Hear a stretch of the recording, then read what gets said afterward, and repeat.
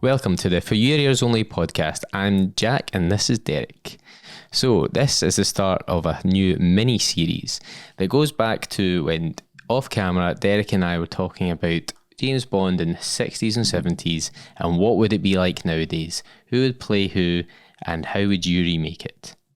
So today, to start off, of course, we're starting off with the James Bond series of 1962's Dr. No.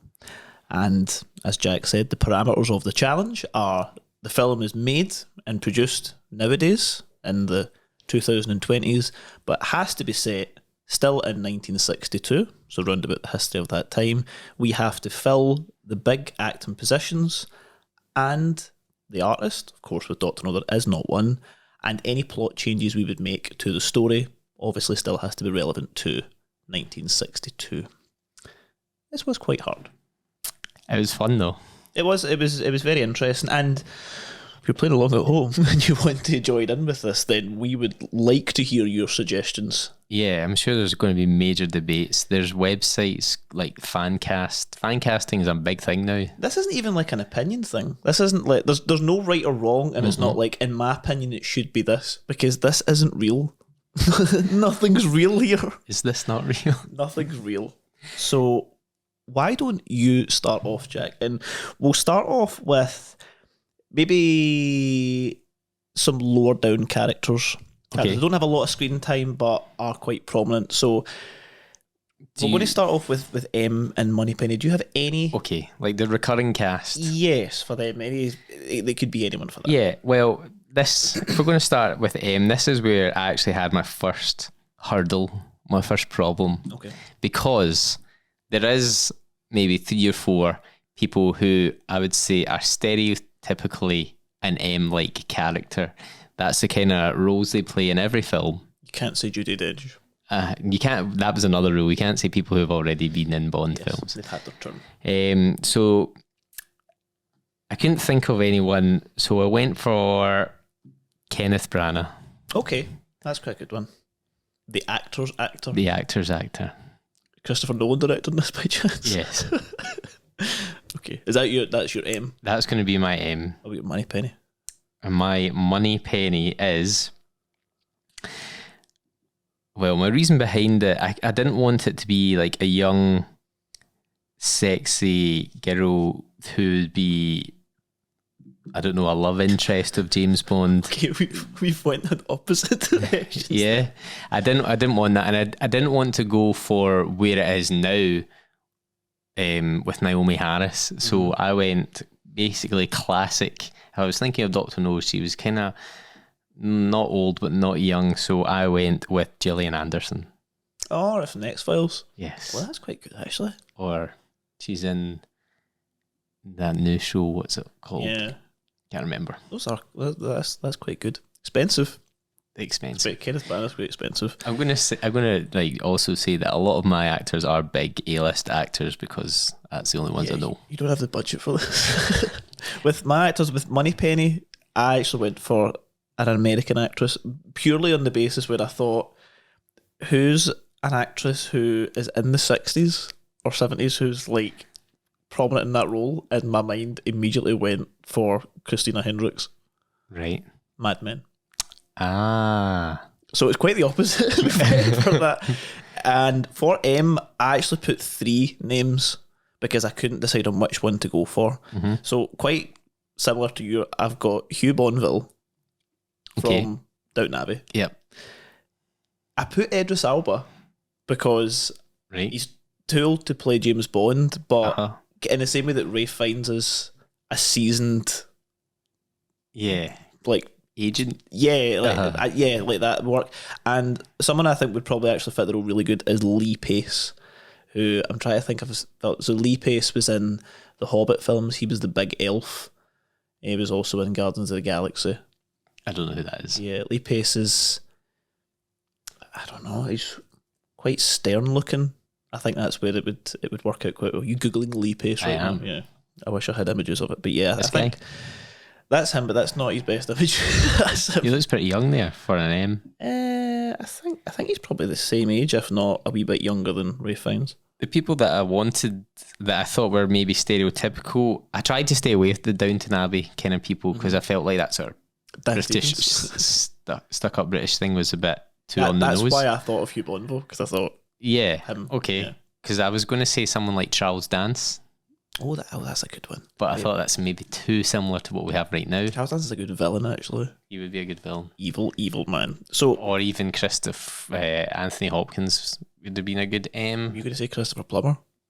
Christopher Plummer. That was what I was going to say. Christopher Plummer's still alive? I think so. Okay, he's still alive at the time of this recording.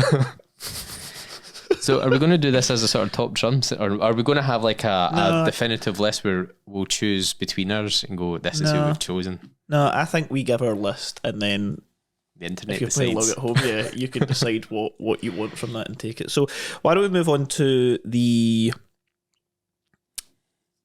first kind of Bond girl, and we'll go with Honey Rider.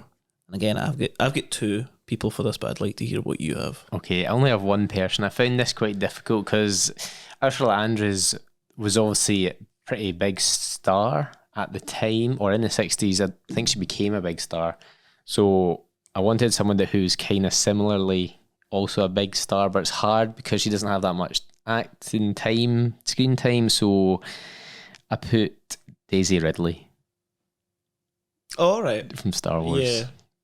Very different, but I think that would help change it up. You can also speak English. Yes. Doesn't need to be dubbed. No.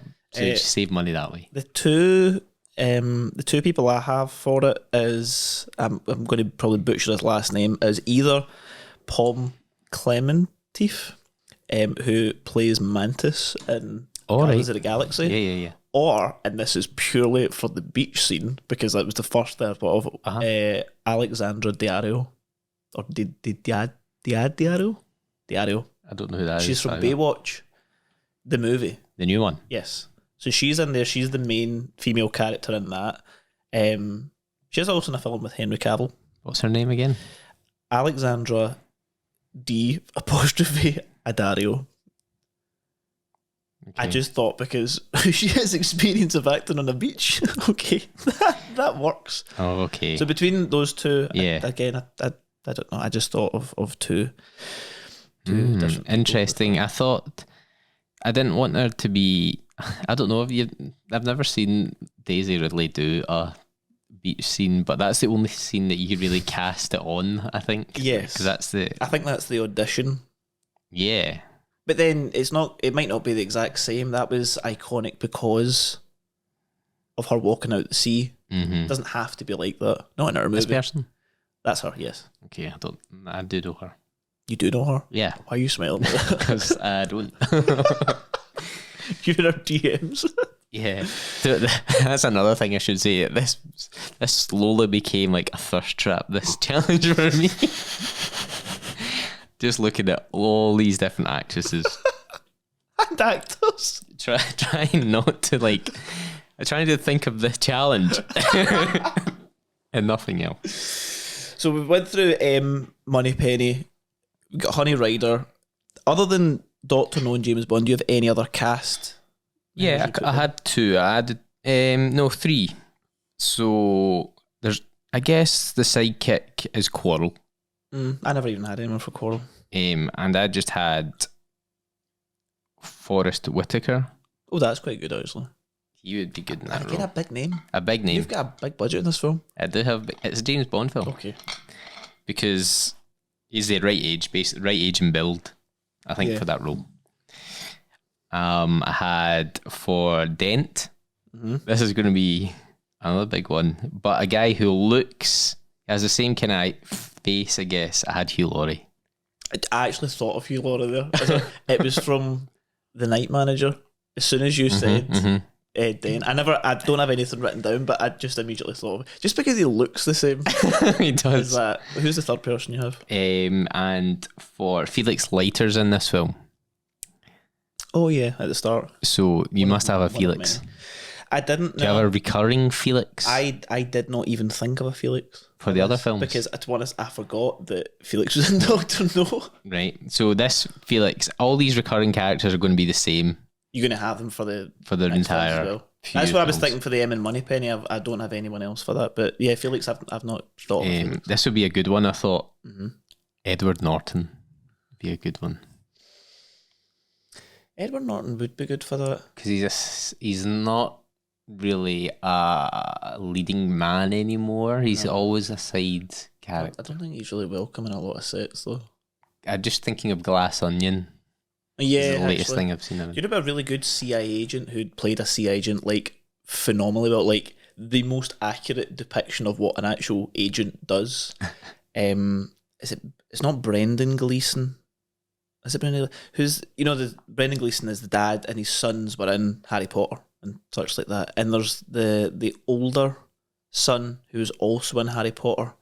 Okay. Domhnall Gleeson, and he plays a CIA agent in American Made with Tom Cruise, and that's probably the best depiction of what an agent actually does. Okay. They don't go and like shoot people and sneak about and stuff like that. No. What they do is they find people who have a certain amount of influence, in this case Tom Cruise. They find some way of exploiting them, and then they lean on that and they get them to do their bidding for it. So Tom Cruise was smuggling drugs, and he says, "You've got drugs, you're going to jail unless you do this for me. You now work for the government. You don't tell anyone what you're doing." So that would be quite a good thing. But then I don't know who he is. you do know who he is. I need to Google him again.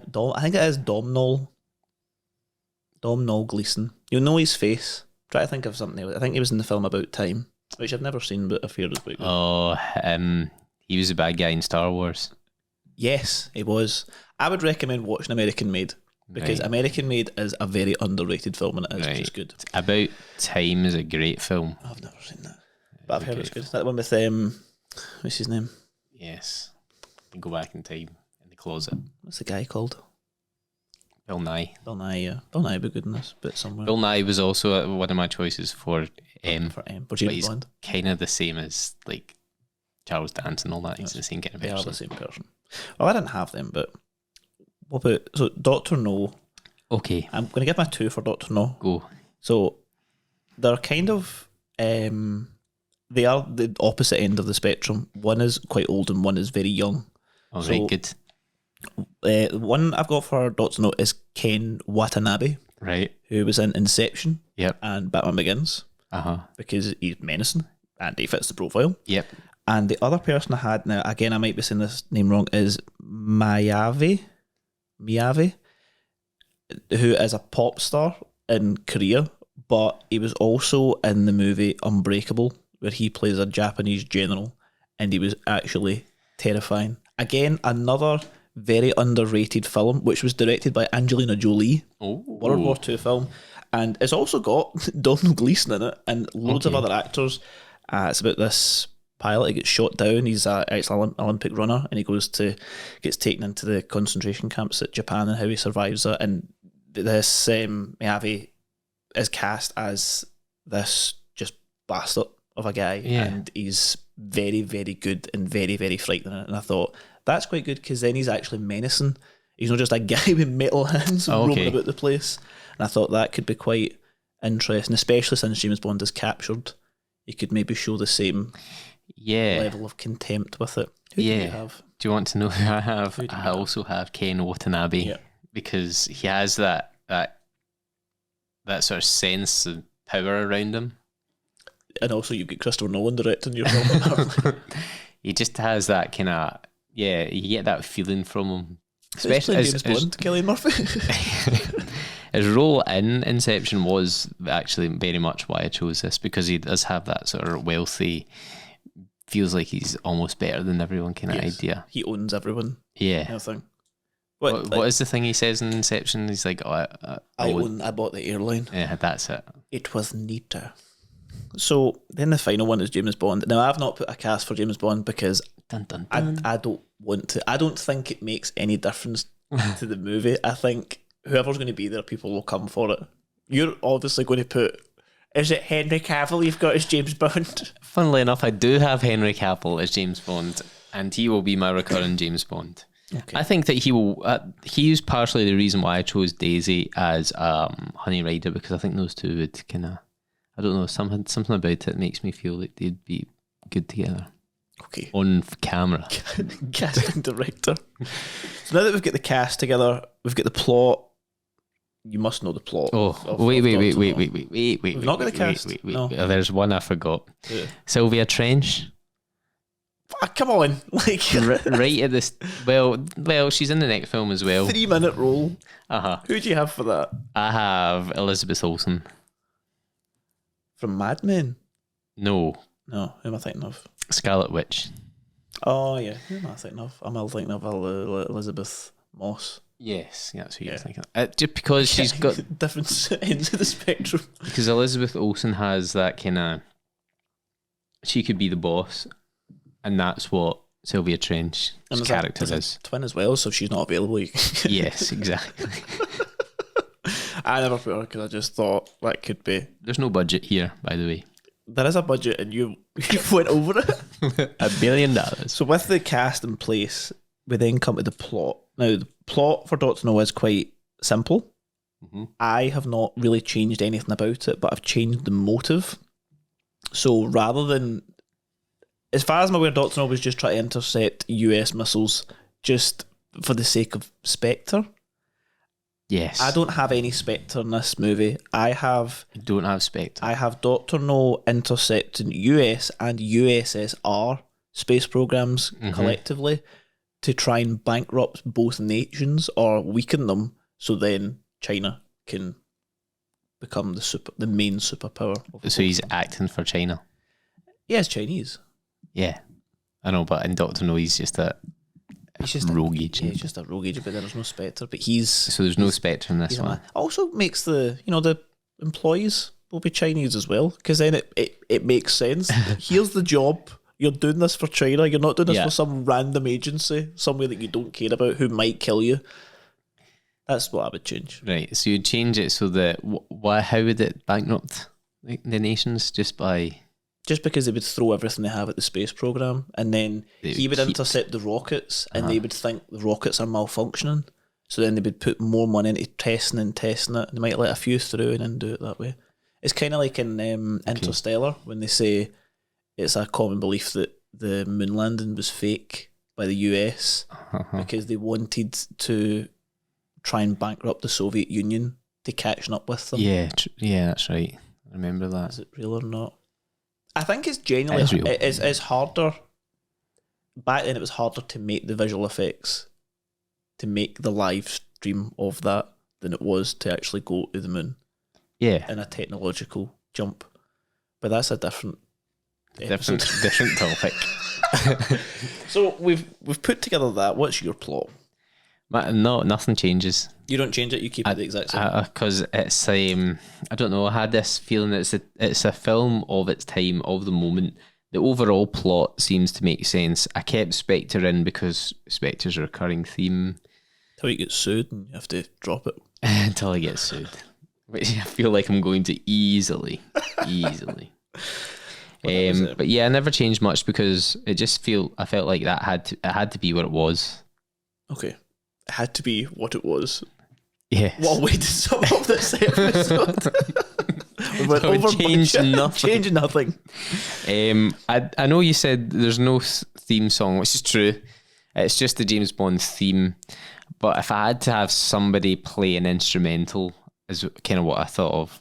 So I thought of like famous guitarists who are only famous for playing guitar. Don't say Prince. So I put Joe Bonamassa would be a very good performer. I thought you were actually going to say Joe Satriani. Well, that's it. I was thinking that people like him and Steve Vai, or John Five, who are just purely guitarists. But I think Joe Bonamassa would add a nice. He'd 60s a it, but keep it rocky, groovy. Yeah. Well, that was good.